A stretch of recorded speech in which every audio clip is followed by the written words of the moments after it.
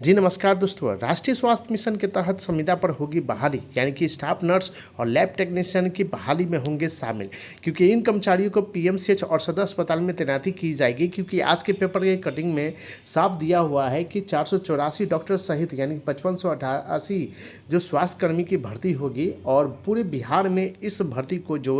NHM के तहत ही बहाली की प्रक्रिया की जाएगी। दोस्तों यहाँ पर दिया हुआ है कि बिहार के सरकारी अस्पतालों में मानव संसाधन में बढ़ोतरी को लेकर विशेष चिकित्सक से लेकर यानी स्वास्थ्य मंत्री की बहाली प्रक्रिया तेज कर दी गई है। दोस्तों मन में बहुत सारी शंका होंगे कि वैकेंसी जो है हमारी बीटीएससी की तरफ से निकाली जाएगी कि राज्य स्वास्थ्य समिति की तरफ से निकाली जाएगी। तो लास्ट के वीडियो तक बने रहिएगा, सारी जानकारी आपको हम देने वाले हैं। दोस्तों बीटीएससी की तरफ से जो 11,000 कुछ जो वैकेंसी आई थी उसकी प्रक्रियाधीन में है और एनएचएम की तरफ जो बहाली की जा रही है वो है 3950, यानी कि राज्य स्वास्थ्य समिति की तरफ से जो बहाली की जा रही है वो लैब टेक्नीशियन और डॉक्टर और स्टाफ नर्स की बहाली होने वाली है। सरकारी अस्पतालों में देखिएगा कि 484 विशेष डॉक्टरों की सहित यानी कि 5588 कर्मियों की बहाली की जाएगी और राज्य स्वास्थ्य समिति के माध्यम से राष्ट्रीय स्वास्थ्य कार्यक्रम एनएचएम के तहत इन स्वास्थ्य कर्मियों की बहाली होगी, यानी कि राज्य स्वास्थ्य समिति की तरफ से बहाली होगी। ठीक है,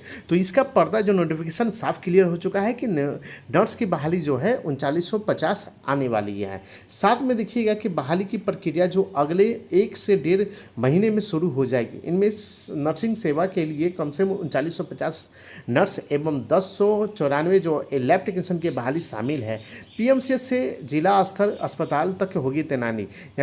यानी संचालित प्राथमिक स्वास्थ्य केंद्र की सामूहिक स्वास्थ्य केंद्र से लेकर जिला अस्पतालों में इन डॉक्टरों के एवं पैरामेडिकल कर्मियों की तैनाती की जाएगी और इसके पीएमसीएच और सीएचसी जो होती है डॉक्टर एवं पैरामेडिकल कर्मियों की कर्मी पूरी की जाएगी। यानी कि राज्य सरकार का पूरा मंशा है कि राज्य स्वास्थ्य समिति की तरफ से जैसे ही 5006 एनएम की बहाली निकली थी उसी तरह आपको स्टाफ नर्स की जो होती है 3950 पदों की बहाली निकाली जाएगी। वो भी कब, यानी कि 1 से 1.5 मंथ के अंदर में निकाली जाएगी। दोस्तों यहाँ भी दिया हुआ है स्वास्थ्य सेवा में मानव संसाधन बढ़ाने हो रही है, यानी कि कवायद, यानी कि स्वास्थ्य विभाग में आधिकारिक सूत्रों से बताया है कि राज्य की व्यवस्था यानी कि सेवा के दुरुस्त करने के लिए स्वास्थ्य के यानी कि अनुसार यानी कि हर स्तर पर मानव संसाधन को बढ़ाने को कवायद यानी की जा रही है। यानी कि जहां भी बहुत सारी सेवाएं जो आउटसोर्सिंग कर्मियों के माध्यम से की जा रही है वहीं सरकारी स्तर पर भी जो बहाली की प्रक्रिया पूरी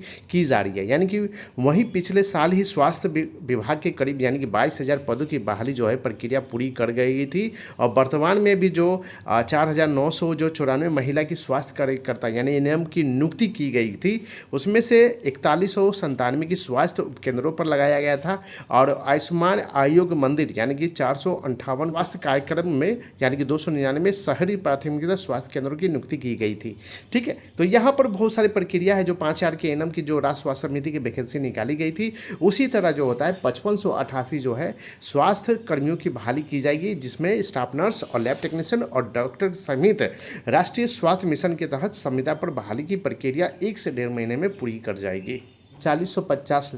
स्टाफ नर्स का और लैब टेक्नीशियन जो होती है 1094 का और 484 डॉक्टर सहित सम्मिलित होंगे, यानी कि 5528 पदों की बहाली जो है राष्ट्रीय स्वास्थ्य मिशन के तहत संविदा पर बहाली होने की प्रक्रिया करनी जा रही है और इन कर्मचारियों को पीएमसीएच और सदर अस्पतालों में तैनाती की जाएगी। ठीक है, तो ये बहुत बड़ी मंशा है कि स्वास्थ्य विभाग में सेवा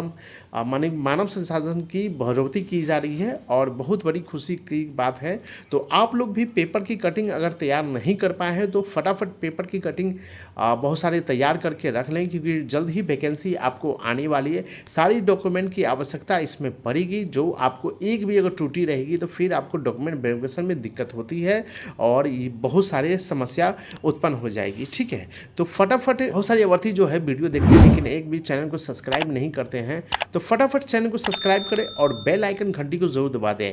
दोस्तों नेक्स्ट वीडियो में दोस्तों मिलते हैं एक नए वीडियो के साथ, तब तक के लिए बहुत बहुत धन्यवाद।